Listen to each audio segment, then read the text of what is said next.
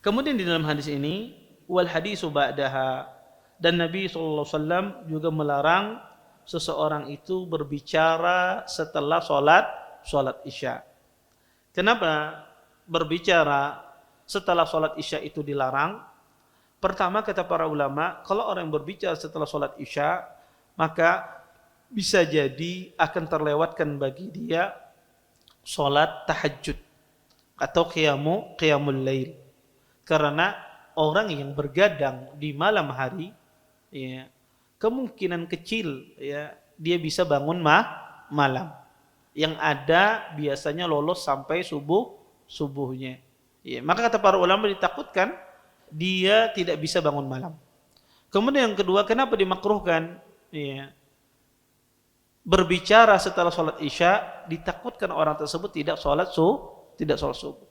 Maka berapa banyak orang itu kadang bergadang di malam hari, dia tidak bisa bangun sholat subuh secara berjamaah. Makanya kata para ulama dimakruhkan. Ya, makanya Nabi SAW memakruhkan seseorang itu tidak berbicara setelah isya. Tetapi sebagian ahlul ilm mengecualikan. Kata mereka, terutama Hafidz Ibnu Hajar, menukil perkataan para salaf, bahwasanya para salaf membolehkan ya seseorang itu ya berbicara di dalam beberapa kondisi setelah sholat isya. Apa saja yang diperbolehkan? Pertama, para ulama membolehkan seseorang itu habis sholat isya berbicara bersama keluarganya, walaupun pada perkara-perkara yang mungkin tidak ada manfaatnya bagi akhirat mereka. Misalnya berbicara saling menggombal satu sama lain, ya, saling bercanda. Apakah ini dimakruhkan? Tidak makruh. Karena seseorang muslim itu harus dia berbicara bersama istrinya, bicara sama anaknya, ya, bicara sama ya orang yang ada di rumahnya. Maka jangan seseorang itu habis isya ya langsung masuk kamar. Ya, mending ada sebagian orang itu masuk kamar langsung guring. Ada sebagian orang masuk kamar dia lihat HP. Anaknya main, apa pada tahunya HP aja. Ya. Dan ini luar biasa. Ya, fitnah HP zaman sekarang ini luar biasa. Ya, sampai ya orang zaman sekarang ini kadang zikir itu diganti dengan melihat HP. Ya, habis zikir assalamualaikum warahmatullah, langsung ambil di kantongnya lihat HP. Ya, maka kata para ulama berbicara sama keluarga itu merupakan sesuatu yang dianjurkan. Maka tidak mengapa kalau Anda habis isya, Anda ngobrol sama anak Anda, ngobrol sama istri Anda, walaupun ngobrolnya sifatnya mubah, bukan bicara agama, bukan bicara apa, Anda sifatnya mubah. Canda-candaan, cilup-cilupaan sama ya anak Anda dan semisalnya, maka tidak ada masalah.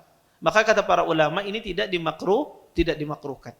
Kemudian yang kedua, diperbolehkan kita berbicara setelah isya, tidak dimakruhkan adalah ketika seseorang itu menerima tamu.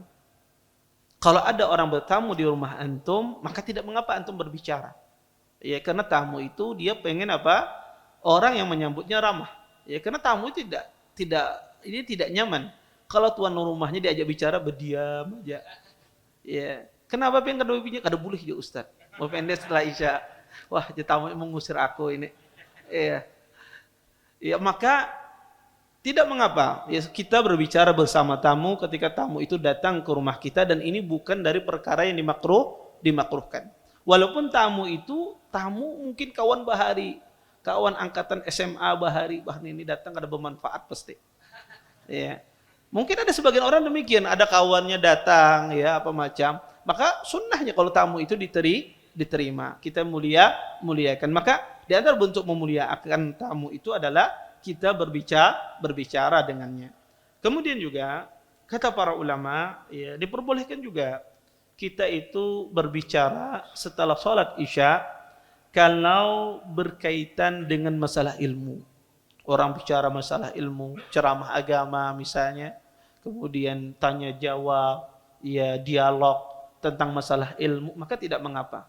Ini bukan hal yang dimakruhkan ketika berbicara setelah isya, hal yang diperbolehkan. Tentu ini maslahat yang besar. orang belajar atau mendengarkan kajian, mendengarkan ceramah, kebetulan kajiannya setelah Isya, ya. Bahari zaman dahulu, ya, mungkin dulu di sini dulu kajian setelah Isya, ya. Dulu bahari sebelum ada masjid mungkin, ya, kajian setelah Isya, ya. Maka dulu di tempat kita ini kadang ada kajian setelah Isya, maka tidak ada masalah. Ya, maka hal itu diperbolehkan dalam berkaitan tentang masalah ilmu.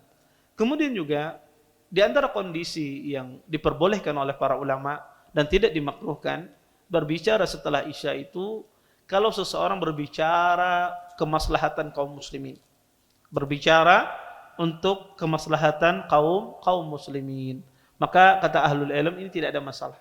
Ya, Anda berbicara tentang maslahat kaum muslimin, berbicara dakwah, berbicara apa saja yang berkaitan dengan manfaat. Mumpung musim kurban, misalnya bicara tentang masalah kurban, ya, bicara sapi di mana murah harganya, misalnya, yang berkaitan maslahat kaum muslimin, maka ini diperbolehkan. Maka ini tidak mengapa. Maka ini kondisi-kondisi di mana seseorang itu diperbolehkan dia berbicara setelah sholat Isya. Adapun lain dari hal ini, maka asalnya berbicara setelah Isya itu hukumnya makruh. Kapan dia bisa menjadi haram? Kalau seandainya pembicaraannya bermuatan yang haram. Kalau pembicaraannya riba, namimah, atau di situ ada sesuatu yang dusta, maka yaitu membawa kepada sesuatu yang haram. Dan juga ya seorang muslim ini baik dia untuk mengurangi bicara, ya, karena orang itu kalau sering bicara pasti ada salahnya. Maka penting seseorang itu ibarat orang Banjar itu apa? Bependernya belampu.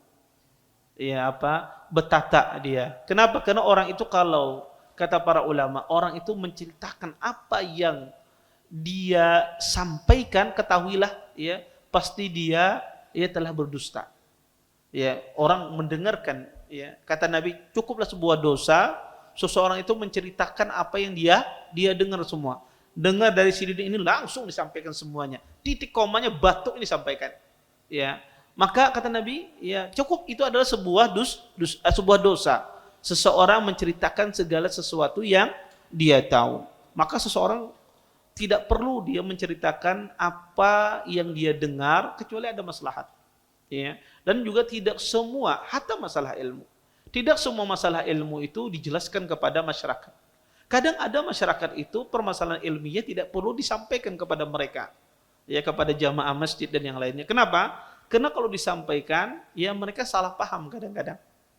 Kalau disampaikan kadang-kadang, ya, orang yang aslinya misalnya semangat dalam beribadah, pas dijelaskan sebuah hukum menjadikan mereka tidak semangat lagi dalam beribadah. Maka seorang ustadz, seorang dai juga dia melihat apakah ini disampaikan masalah ilmu ini ataukah tidak.